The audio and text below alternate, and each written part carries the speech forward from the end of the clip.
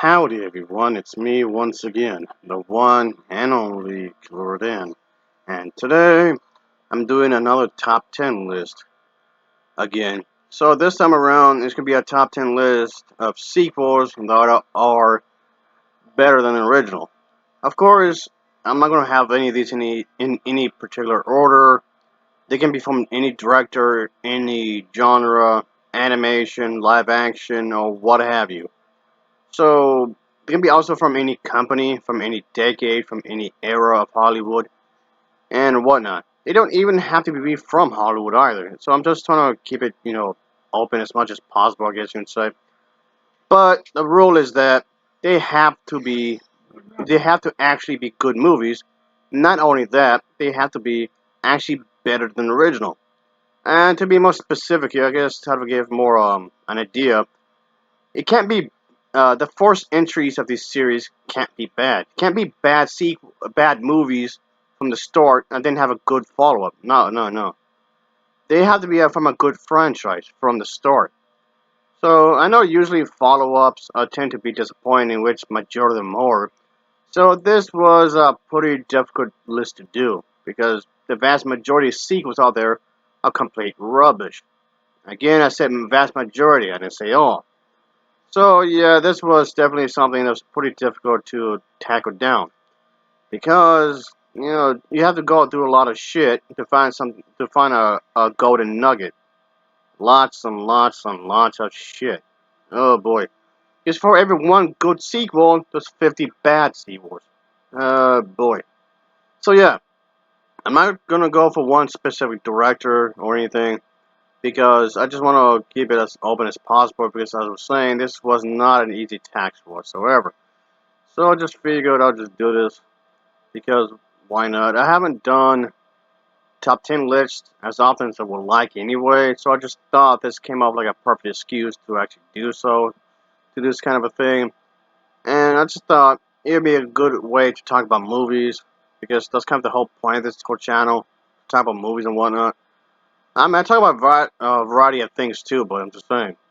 But anyway, I just thought I'd bring this up since, like I said, I don't talk about top 10 list often, really. So maybe I'll do this more frequent. I'll see how things go.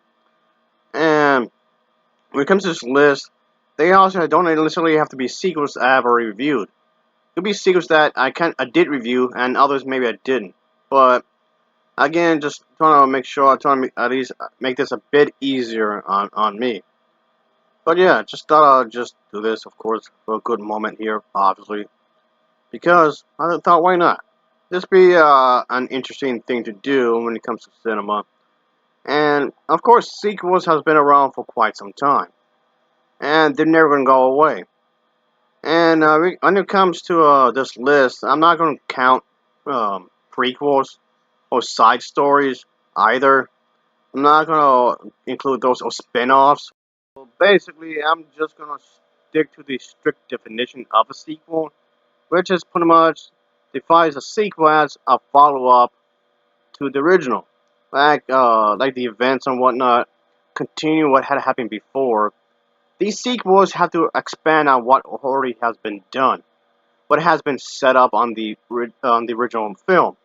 They have to be well written. They have to expand the universe on some sort of manner and make it entertaining with interesting characters and whatnot. And so I guess pseudo sequels won't even amount to this because pseudo sequels can be basically take place somewhere else in the said universe, have barely or no characters from the original film. So I'm not going to count those either. Just to be clear here, it's just trying to make sure you get what I'm trying to get at here, folks. They have to include the same characters from the previous installments in one way or another for whatever reason. So just let you know. All right, folks. So I'm just trying to give you a little setup here so you can get a pretty good idea of what I'm talking about. So I guess, and like I said, in no real order, like at all, really. So this is gonna be pretty random, fairly random at this. So just so you know. All right. With that being said, let's just dive right into it, shall we? So here we go. Yes, sir.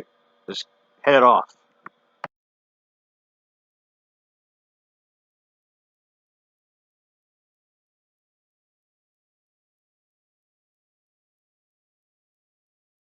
Making that number 10, starting the list off, is Superman 2. So this is the film where he has to pretty much sacrifice something important in order to start a relationship with Lois. Unbeknownst to him, there was some dangerous stuff going on, I should say. So the criminals that he had inadvertently released are coming to conquer Earth. So yeah, this is definitely a really good sequel, and it definitely helped to shape the world of comics in cinema. I mean, and definitely helped to the mode of what a superhero sequel should be, or a superhero film in general. So yeah, it's important in a lot of ways.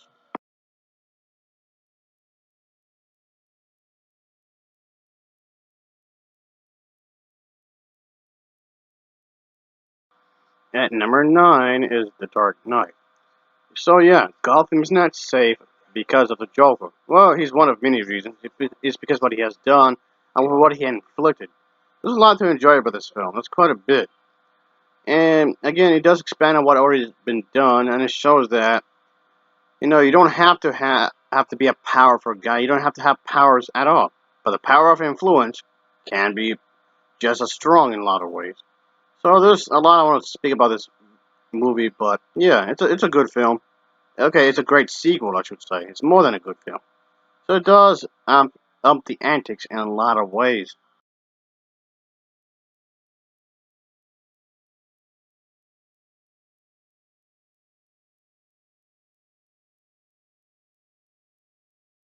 At number 8 is The Godfather 2, which explores the early life and career of these characters in the 1920s in New York City is portrayed, and why his son, Michael, expanded on tightens his grip on the family crime syndicate. So yeah, uh, Mafia movie makes on the list. The acting, the writing, the music, the editing, the story, everything about this just screams perfection. So yeah, this is definitely one of the best sequels that was ever produced. So I highly suggest checking this film out if you haven't already. So there you go.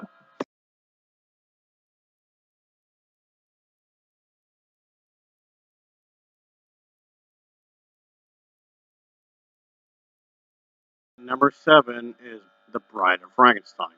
So this one centers around Dr. Frankenstein and his monster both returning to be alive, not killed like they previously thought. And yes, there's a little wifey going on here.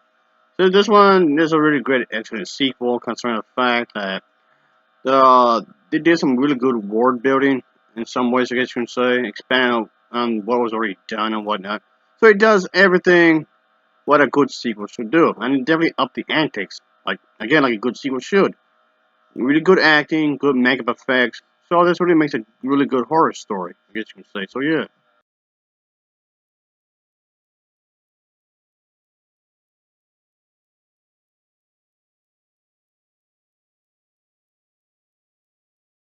At number 6 is Toy Story 3.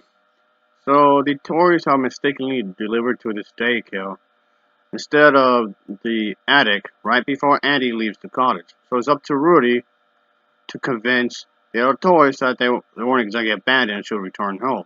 So again, making the adventure even bigger than a previous film, like a sequel should. So the animation is great. The animation has improved. The writing is pretty tight.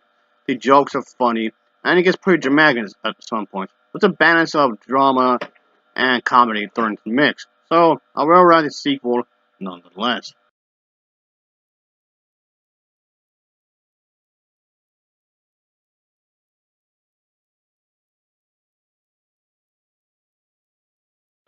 And number 5, Terminator 2: Judgment Day. So yes, this is Cyborg. That's pretty much identical to the one from the previous film, returns.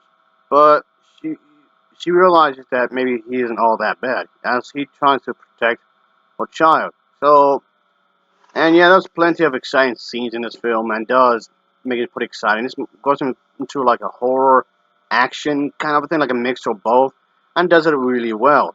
So I like this one, folks. And as far as concerned, this is the only sequel that counts, in my honest opinion. Well, okay, anyway, now on the rest of this list.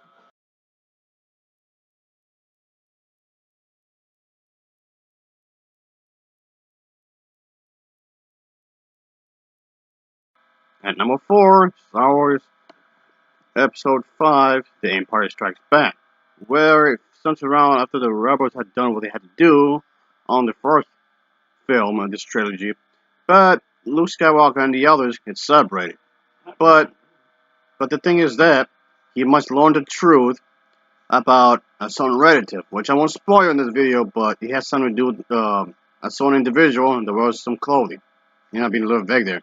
But this one, again, ups the ante in a lot of ways and shows that the bad guys will not give up without a fight. And it definitely shows in this one, folks.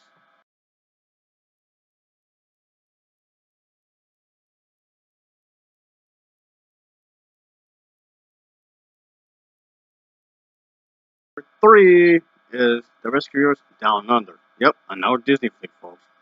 So yeah, there were these agents and whatnot who raced to Australia to save this little boy and this rare eagle from this murderous poacher because he's a bad guy and whatnot. So this one definitely makes the adventure more bigger, more lighter, like it should be.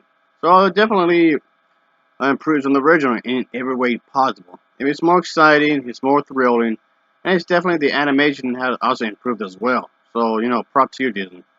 I guess you would say you can definitely make things better when you actually put the efforts in making sequels. So same.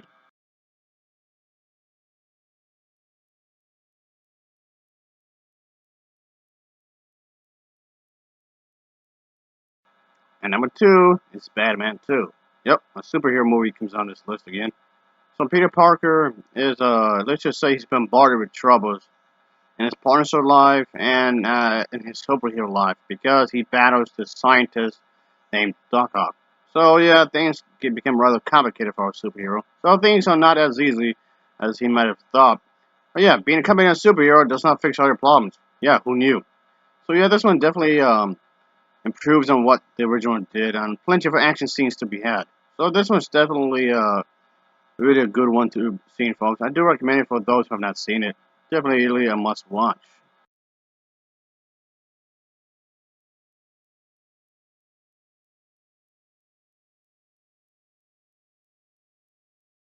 At number 1, The Lord of the Rings, The Two Towers.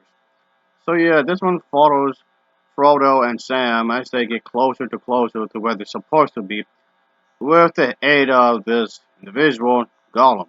The divided Fellowship makes a stand against a new ally and whatnot, and let's just say things become crazier as it goes. Like any good sequel, like I was saying before, it makes the adventure bigger and more grander, like any good sequel should. And this one expands on what it already has done before. I like the special effects, the writing.